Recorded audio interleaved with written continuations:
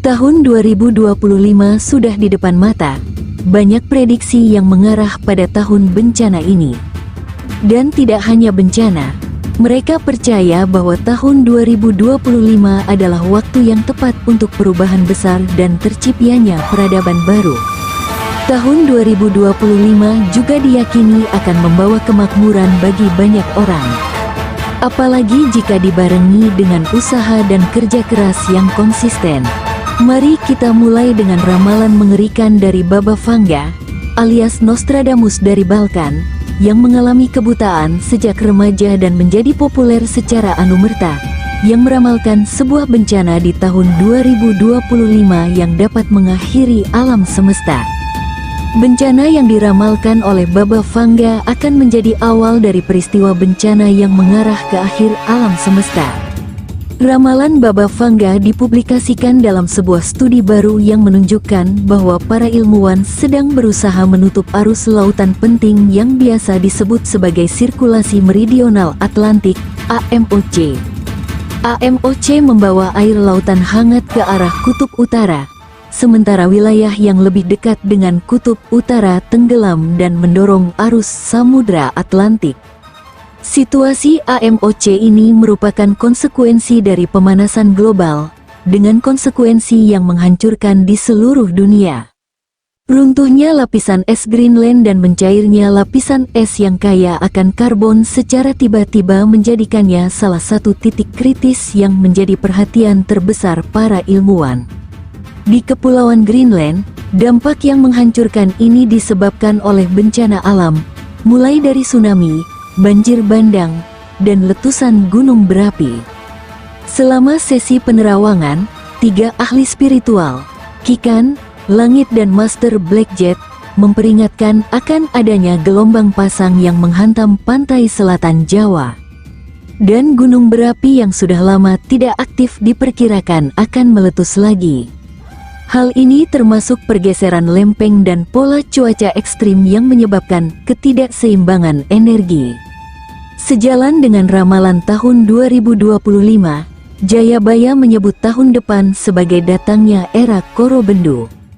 Era ini digambarkan sebagai masa konflik dan permusuhan antara berbagai komponen negara, yang dipicu oleh manipulasi, dalang, tak kasat mata yang mengendalikan berbagai peristiwa dari balik layar.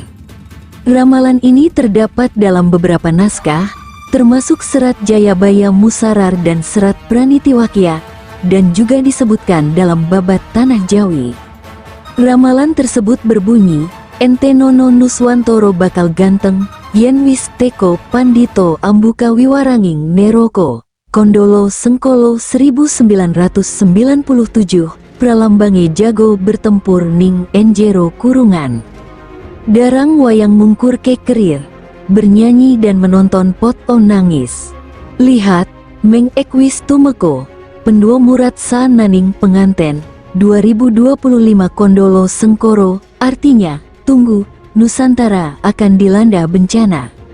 Jika itu terjadi pada tahun 1997, simbolnya adalah ayam jago yang sedang bertarung di dalam sangkar.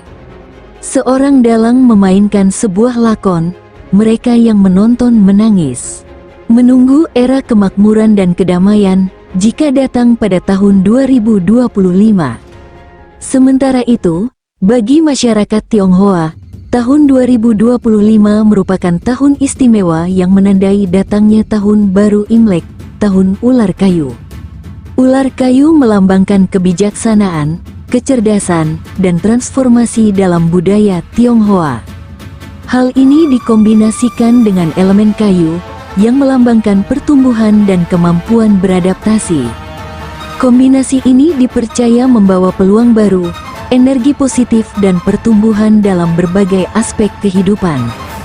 Dengan kata lain, orang yang lahir di tahun ular kayu dipercaya sebagai orang yang intuitif, pintar, menawan, dan mampu beradaptasi dengan situasi apapun.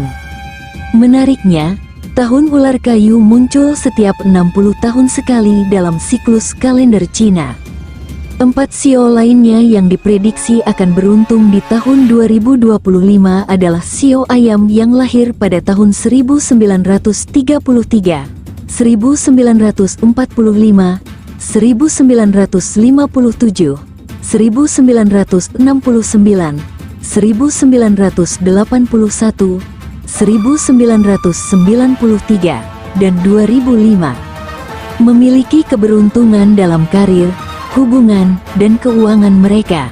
Dan pemegang kedua naga yang lahir pada tahun 1964, 1976, 1988, 2000, 2012, dan 2024. Pada tahun 2025, sio naga merasakan lonjakan keberuntungan dalam kesuksesan karir dan kreativitas tanpa batas.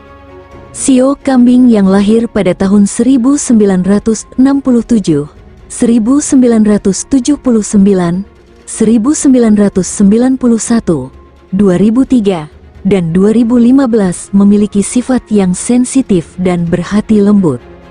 Pemilik sio ketiga ini akan bergabung dengan sio ular pada tahun 2025. Efek dari interaksi simbiosis ini adalah sio kambing akan memiliki banyak kesempatan baru dalam hal pekerjaan, merasa lebih harmonis dalam hidup dan hidupnya akan terasa lebih indah di tahun 2025. Sio terakhir yang paling beruntung di tahun 2025 adalah sio kuda. Sio kuda lahir pada tahun 1966, 1978, 1990, 2002, dan 2014. Di tahun ular kayu ini, sio kuda akan mendapatkan tantangan sehingga dapat menemukan cara-cara baru untuk tumbuh dan berkembang. Dengan kerja keras dan ketekunan, sio kuda akan mendapatkan keuntungan besar di tahun 2025.